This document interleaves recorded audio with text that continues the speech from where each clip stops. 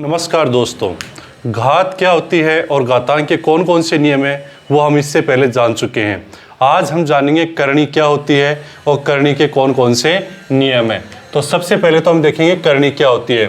तो यदि किसी संख्या का मूल यानी कि रूट, तो यदि किसी संख्या का रूट पूरी तरह से नहीं निकाला जा सके तो उसे हम करणी कहते हैं। तो करणी किसे कहते हैं?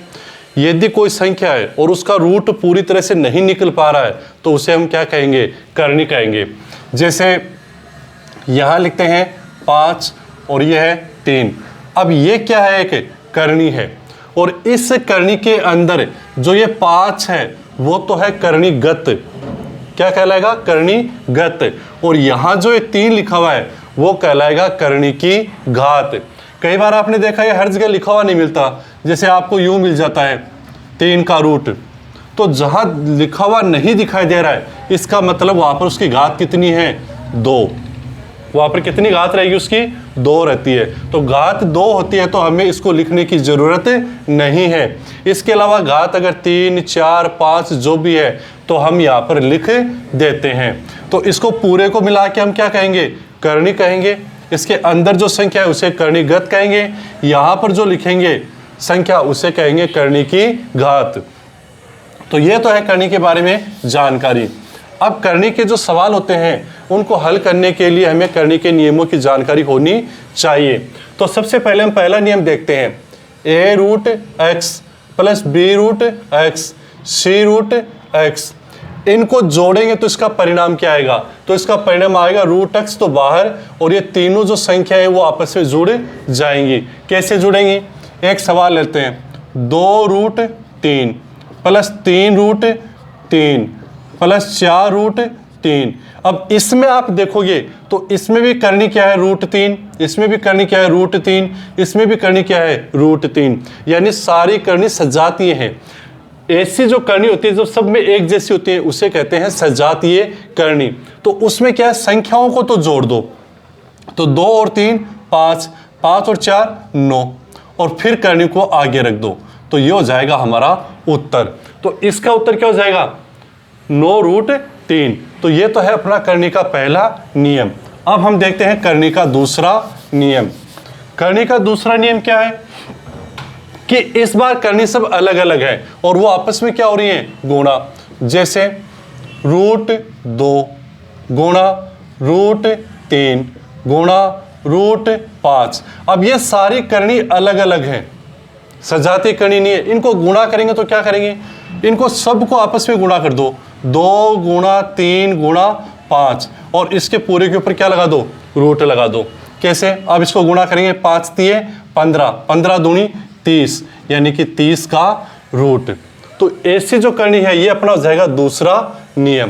पहले वाले में हमने करणी का जोड़ देखा, कौन सी करणी का? सजातीय करणी का। अभी हमने देखा है करणी का गुणा। करणी का तीसरा नियम क्या है कि कोई जैसे ये है 3 और इसकी घात लगी है 3, तो इसको हम किस रूप में लिखेंगे? तो ध्यान रहे इस रूट को अगर हटा रहे हैं तो ये घात के रूप में जाएगा। कैसे जाएगा? 3 की घात 1/3। 1/3 क्यों? जितनी इसके ऊपर घात होती है वो यहां चली जाती है। अब इसका रूट हट गया। जैसे ये लिखा हुआ है 2 रूट, ऐसे लिखा हुआ है, यहां कुछ नहीं लिखा हुआ। इसका मतलब यहां पर कितना है? 2। रूट को हटा रहे हैं तो क्या जाएगा? 2 की घात 1/2। अब एक चीज देखो, अगर यहां पर यूं होता कि इसका भी क्या होता? स्क्वायर होता। तो यहां तो अपन क्या करते? √2 को तो ऐसे लिख देते और फिर इसका क्या कर देते? स्क्वायर कर देते। स्क्वायर करते तो कोष्टक आ गया, इसका मतलब आपस में क्या हो रहा है? गुणा। तो फिर क्या हो जाएगा?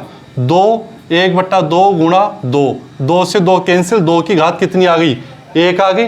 और 2 की घात 1 आएगी मतलब उत्तर कितना आ गया? 2 आ जाता है।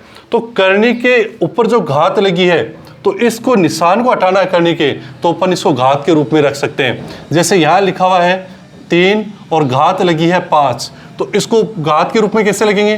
3 की घात 1/5। ये हमें ध्यान रखना है, सबसे ज़्यादा इसी का काम में आता है। अगला दे रखा है ये वाला जो अभी आपको समझा है सेम।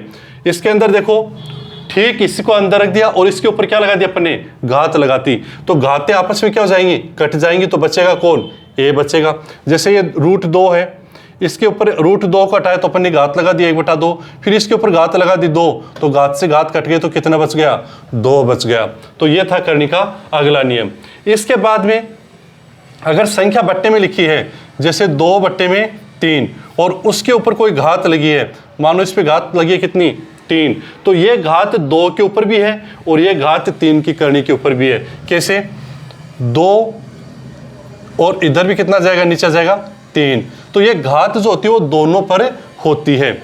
आगे हम देखेंगे कि कोई करनी है जैसे 2, इसके ऊपर घात लगी है 2, 3 लगी है इसके ऊपर घात, और फिर इसके ऊपर कितनी घात लगी है, 4 लगी है। तो अब देखो 2, इसकी घात कितनी है, 2 की घात कितनी हो गई, करनी की 3, और इसकी घात कितनी है, 4, तो ये घातें आपस में क्या हो जाती हैं, गुणा।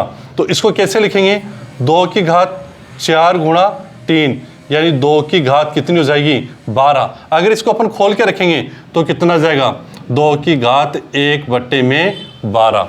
तो इस तरह से जब हम घातों को समझ जाते हैं तो हमारे को प्रश्न करना आसान हो जाता है। तो ये है अपने करने के कुछ नियम, आपको समझ में आए होंगे। धन्यवाद।